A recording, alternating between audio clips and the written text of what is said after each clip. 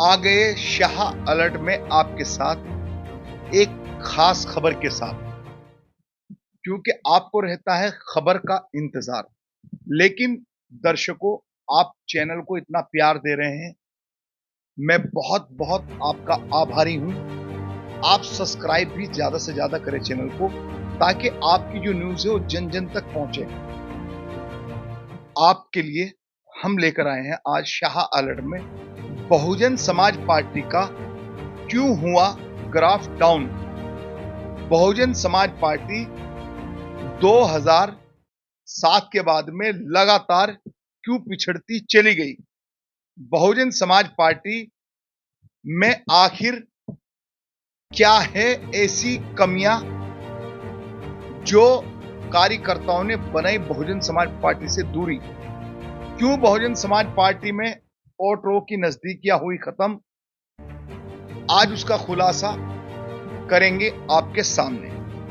आपको बताते हैं कि जिस तरह 2007 में बहुजन समाज पार्टी ने सरकार बनाई और 2012 तक सरकार चली, 12 और 17 के बीच में क्या डिफरेंट आया आपको पता है।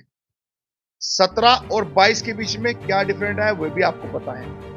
और आते आते 22 में एक विधायक पर सिमट कर रह गई बहुजन समाज पार्टी। उत्तर प्रदेश की 4 बार सत्ता में रहने वाली पार्टी एक विधायक पर 2022 के चुनाव में सिमट कर रह गई। आज बहुजन समाज पार्टी के पास में लोकसभा में जितना ग्राफ डाउन हुआ है वे भी इतिहास ही बन गया और कोई एमपी नहीं जिता पाई बहुजन समाज पार्टी। बात करते हैं सहारनपुर के कद्दावर नेता नरेश गौतम की। मुख्य कोऑर्डिनेटर हैं बहुजन समाज पार्टी के। जब नरेश गौतम के दरबार में कुछ कार्यकर्ता पहुंचे, यूं तो नरेश गौतम जी आभाव भगत करते हुए नजर आ रहे हैं, अवभगत कर रहे हैं उनकी। लेकिन चाय की चुस्की जैसे पूरी हुई, कार्यकर्ताओं के तीखे तेवर बदल गए और कार्यकर्ताओं ने नरेश गौतम पर गंभीर आरोप लगाए। यहां तक कह डाला कि तुमने पार्टी को बर्बाद कर दिया।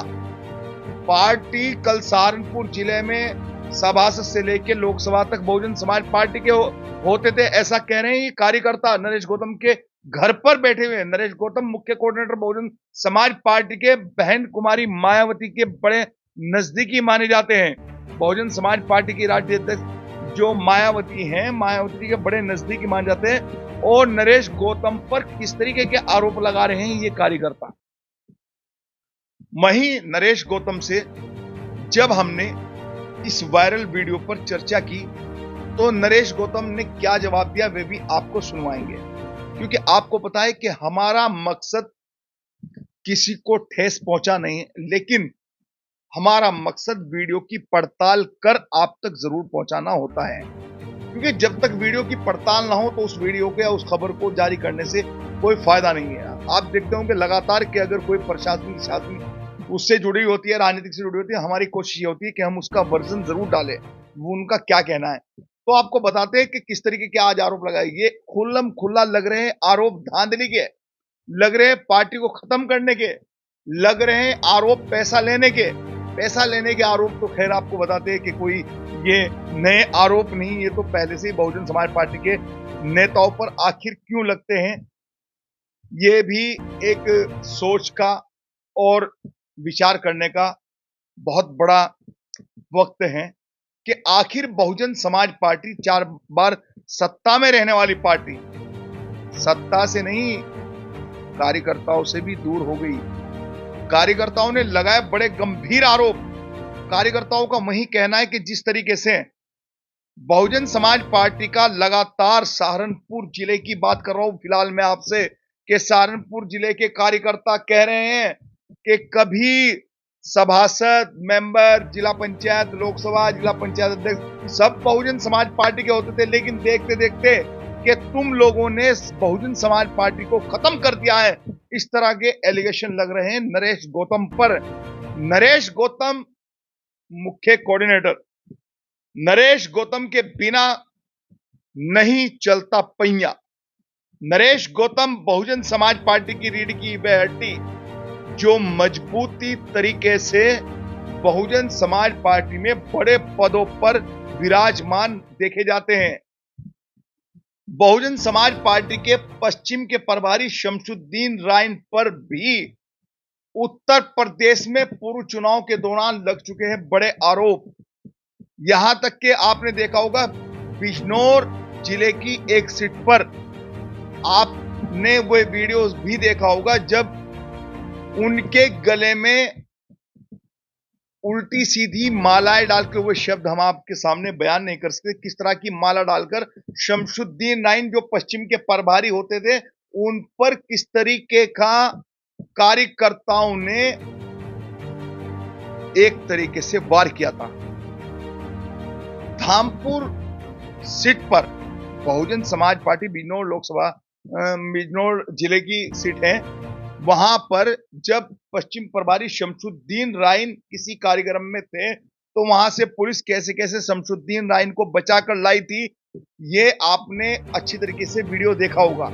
शायद हो सकता है धामपुर की जगह और कोई सीट हो, लेकिन मुझे कुछ ऐसा याद है कि धामपुर ही सीट थी वे जहां पर शमसुद्दीन राइन का स्वागत जनता ने बड़े अच्छे तरीके से किया था। शमसुद्दीन राइन का नाम जुड़ना यहां पर इसलिए जरूरी हो जाता है क्योंकि पश्चिम के प्रभारी शमसुद्दीन राइन बड़े कद्दावर नेता है बहुजन समाज पार्टी के, और नरेश गौतम और शमसुद्दीन राइन की जोड़ी हमेशा देखी जाती है क्योंकि नरेश गौतम और शमसुद्दीन राइन की ड्यूटी बहन जी के माध्यम से एक साथ लगाई जाती है पश्चिम में, क्योंकि वह भी मुख्य कोऑर्डिनेटर है और वह पश्चिम के प्रभारी है। तो इस जोड़ी पर इतने आरोप लगने के बाद भी आखिर बहुजन समाज पार्टी में विराजमान कैसे हैं शमसुद्दीन राइन। शमसुद्दीन राइन की आपसे बात करते हैं कि शमसुद्दीन राइन की उस सीट की बात नहीं करते जहां एक चैनल के द्वारा स्टिंग ऑपरेशन में देखा गया था कि 300 करोड़ रुपए में 50 सीटों को बेचने की बात पश्चिम के प्रभारी शमसुद्दीन राइन किसी अदर पार्टी से कर रहे थे, किस तरह सीट हराई जाएगी और जिताई जाएगी।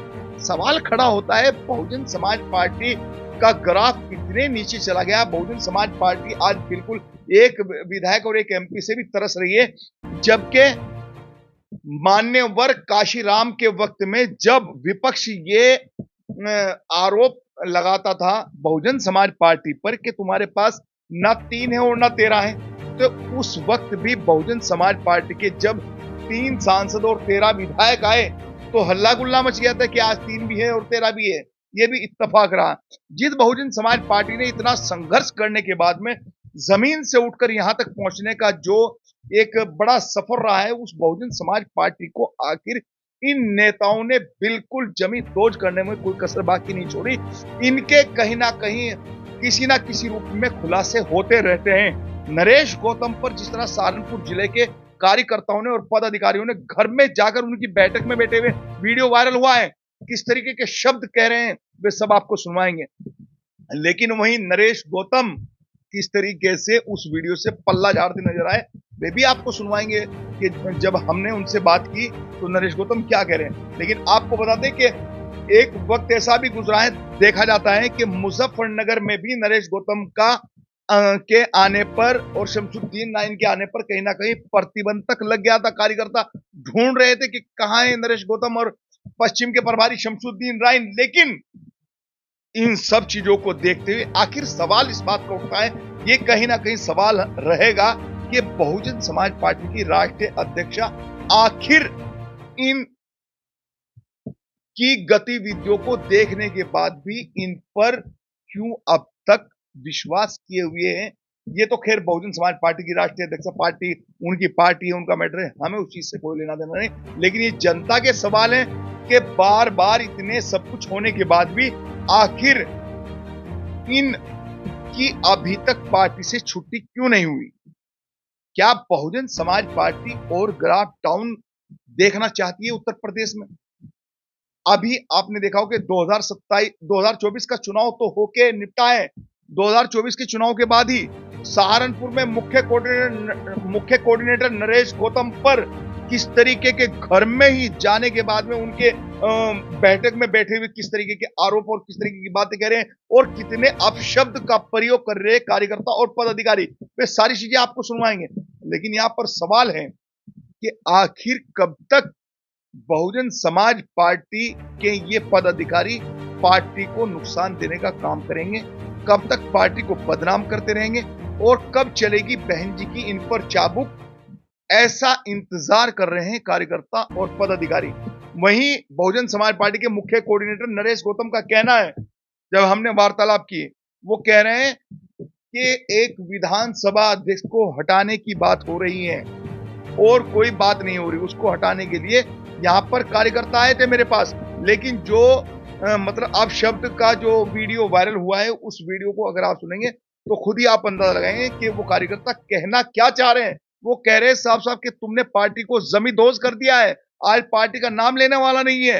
ये सारी चीजें सामने आ रही है, लेकिन उसके बाद भी बहुजन समाज पार्टी के ये नेता हैं कि अपने आराम और अपनी सुविधाओं में कमी ना लगे, बहुजन समाज पार्टी का जो होना है हो जाए, लेकिन फिर भी उसी पार्टी के नाम के बड़े पदों पर विराजमान होकर ये आखिर और पार्टी को कितना नुकसान देंगे, इस तरह के शब्द सामने आए तो ये बड़ी बात हो जाती है। क्या इस तरीके की कोई चीजें अगर मान लिया एक राष्ट्रीय अध्यक्ष के संज्ञान में जाए। बहुजन समाज पार्टी, आपने देखा होगा, बहुजन समाज पार्टी बड़ी अनुशासन की पार्टी रही है और जरा सी भी अगर चूक होती थी बहुजन समाज पार्टी में निष्कासन की कार्रवाई हो जाती थी। लेकिन अब निष्कासन की कार्रवाई आपको बताते हैं कि कहां हो रही है। निष्कासन की कार्रवाई हो रही है बेचारे लोकसभा चुनाव लड़े माजिद अली को चुनाव के 2 दिन भी नहीं हुए थे कि बहुजन समाज पार्टी से उनको निष्कासन कर दिया गया। जो बहुजन समाज पार्टी की आज सहारनपुर लोकसभा में झंडा उठाकर लोकसभा की ताल ठोके और लोकसभा चुनाव लड़ेंगे। ये देखिए कि बहुजन समाज पार्टी में चुनाव लड़ने का मतलब आप अच्छी तरह भली भांति सभी दर्शक समझते हैं, लेकिन माजिद अली को 2 दिन के बाद ही बहुजन समाज पार्टी से निष्कासित कर दिया गया। और उसके बाद भी माजिद अली का जब हमने इंटरव्यू किया तो माजिद अली बेचारे कुछ ऐसा कहते नजर आए कि बहन जी का जो भी डिसीजन है हमें उससे कोई नाराजगी नहीं है, बहन जी ने जो किया है वो ठीक है, बेहतर है। हालांकि जो माजिद अली के करीबी थे वो कहीं ना कहीं, क्योंकि सहारनपुर लोकसभा में गाड़ा बिरादरी का एक वर्चस्व देखा जाता है, लेकिन गाड़ा बिरादरी में अच्छी खासी नाराजगी देखने को मिली थी बहुजन समाज पार्टी से जब माजिद अली को निष्कासित किया गया। उस वक्त भी यही बातें सामने आई थी। जो सहारनपुर के जिले के नेता हैं वे उल्टी सीधी रिपोर्ट भेजकर बहन जी को कहीं ना कहीं एक तरीके से मिसगाइड करने का काम करते हैं। इस वजह से माजिद अली पर बहन जी का चाबुक चल गया था और बहन जी ने माजिद अली को पार्टी से निष्कासित कर दिया था। यूं तो आपने देखा होगा कहीं ना कहीं तरह तरह के वीडियो ऑडियो आते रहते हैं, लेकिन आज हम आपको दिखाएंगे बहुजन समाज पार्टी का ग्राफ डाउन होने का असली कारण क्या रहा। क्या कह रहे हैं कार्यकर्ता, सुनवाते आपको। आप देख रहे हैं शाह अलर्ट, देखते रहिए और विश्वास बना के रखिए। आप तक हम पहुंचाएंगे हर वह खबर जो कॉन्फिडेंस से हो भरपूर। साहिल खान था, साहिल खान को टिकट होना चाहिए था, तब मैं टिकट करवा जा रहे नाई का, दोनों खड़ा हार गए। ये होता है यहाँ से मेनपाल मास्टर तारपुर वाला टिकट का दावेदार सभी उम्र पार्टी में हो गया लग तो टिकट दिया नहीं उसे, वो नहीं दे जीत का जगमाल था। क्यों इन्होंने पैसे ले रखे थे उस पता आदमी को, हम लोगों ने नहीं, हमें नहीं पता विधायक। तुम सबसे बड़ी तोहफ हमारे यहाँ, तुम सबसे बड़ी तोहफ हमारे यहाँ से, तुम सबसे बड़ी तोहफ हमारे यहाँ से। तो मेरी सुनना बात जा